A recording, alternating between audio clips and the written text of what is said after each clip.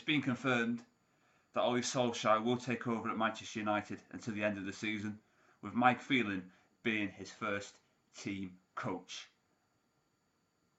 I'm not sure about this short-term appointment. It's better than having the Portuguese purists stinking the place out. But Solskjaer's record at Cardiff, he didn't set the world alight there. He got them relegated and eventually got the sack. And I think this is the same kind of appointment when Newcastle reinstated Kevin Keegan. It was a nostalgia appointment and it didn't work out. Keegan and Mike Ashley fell out and there was a bitter dispute between them both, which they never recovered from. So it looks good on paper, but as we know, everything looks good on paper. But will it translate on the pitch? We're about to find out on Saturday. But Solskjaer was a fantastic player for Manchester United. You know, the same Ole Solskjaer who scored the equaliser in the '99 Champions League final. That's what somebody else said anyway. But I'm fairly sure that he scored the winner anyway. So, who's he going to pick on Saturday against Cardiff, ironically enough? That's going to be interesting. And now we wait to see what the rest of the season will bring. So, yeah, good news, but it's not really something that is going to get my juices flowing, so to speak. Yesterday, we had the dabbing Jemba, who's a lean, mean dabbing machine, aka Paul Pogba, delete a post yesterday morning. And lo and behold, the top Reds, who are in love with Paul Pogba, defending to the hilt. He is a disgrace. And I 100% agree with Gary Neville. I am fed up of players like Pogba being rimmed, likes of Herrera being rimmed, while Fellaini gets hated every single time.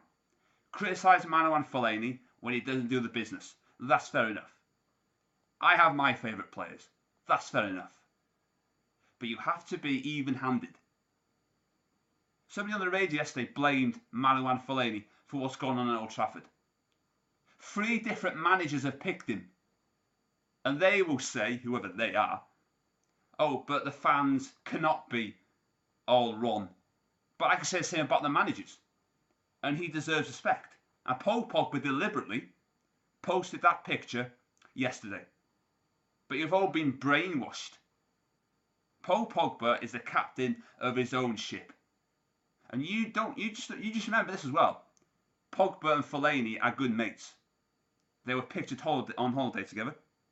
You don't go on holiday with somebody that you don't like. Although some would say going on holiday with the other half would be in the same bracket. And there was a story, wasn't there, after the Newcastle win 3-2, that Pogba told Mourinho to put Fellaini up front in the second half, and it worked a treat. But Paul Pogba and his team knew exactly what they were doing. You are very naive and stupid if you believe that wasn't premeditated. But the top Reds can't brainwash me because I know what I'm talking about. That's not being arrogant, because I don't follow the herd. I say what others dare not. And Paul Pogba is a disgrace. And I was one of the people that voted, in that poll, that he shouldn't start against Scummerpool. And I stand by that. Because for me, he's overrated. I don't care if he's won a bloody World Cup. What's that got to do with me? How does that affect Manchester United? Is Mesut Ozil world class because he won the World Cup? George Boateng won the World Cup. Does that mean he's world class? The same George Boateng that some United fans didn't want. Are the players who won the Euros with Greece, are they world class? I mean, could you name me 2 players from that 2004 winning team? I can. Nicopolidis and Georgios Samaras. And that's about it. So don't give me this rubbish that because you win a World Cup, it means you're world class. Paul Pogba is not, and I repeat, not world class. I've compared him before with Mesut Ozil. Got to take the game by a scruff of his neck, but he goes missing when you need your top player the most. So I'll be having none of this, oh, Pogba's to blame. Pogba is the one who's getting all the criticism. Don't you dare tell me that Paul Pogba is being scapegoated when you scapegoat Marouane Fellaini every single bloody week and you enjoy it. Well, Paul Pogba, you deserve everything you get. And if I had my way, I'll turf him out of the club. I don't care what anybody else thinks. If you can't be truthful on YouTube when you're doing videos, then people are not going to believe you. They're going to go, well, this guy's lying to me. I want him to be the truthful. I want him to tell the truth and nothing but the truth. And I'm sick of Paul Pogba's apologists. And I will not be one of them, because I pay his bloody wages. And so do you after his lazy performances and the way he's conducted himself. I wanted Mourinho sacked. It's been done by on merit, but it's also on the other side of the coin, being done by player power. And that for me sickens me.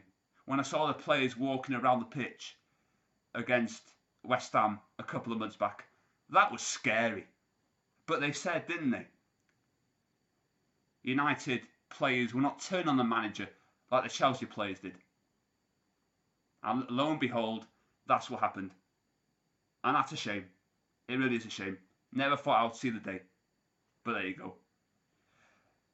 So yeah, that's my rant for the day. It's going to upset a lot of people, but I don't give a toss. Because they're the same people that rated Tyler Blackett, the same people that rated Schneiderlin. And guess what happened? I was right on both. And I will be again. Thanks for watching.